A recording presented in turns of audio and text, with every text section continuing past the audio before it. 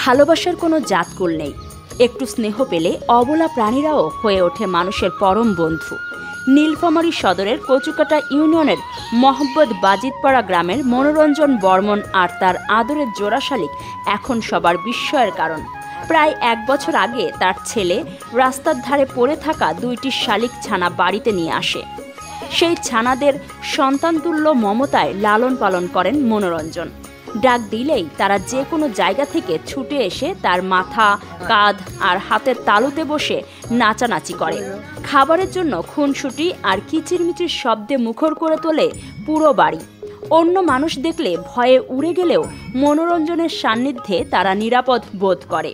মানুষ আর পাখির এমন মমতার বন্ধন দেখতে প্রতিদিনই ভিড় জমে তার বাড়িতে।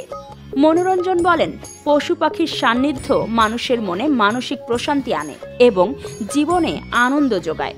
স্বার্থপরতার এই দুনিয়ায় পাখিদের এমন প্রভুভক্তি দেখে বোঝা যায় ভালোবাসা দিলে সব কিছু জয় করা যায়। প্রকৃতির মাঝে মাঝে মানুষের কাছে এমন গল্প রেখে যায় যা বইয়ের পাতায় নয়, মাটির গন্ধে ও মমতার স্পর্শে রচিত হয় অমর প্রেমের কাব্য। নীরবতা ভেঙে শালিকের ডানার শব্দ তাই বলে, মানুষ আর পাখির বন্ধনও হতে পারে পরম ভালোবাসার শ্রেষ্ঠ উদাহরণ।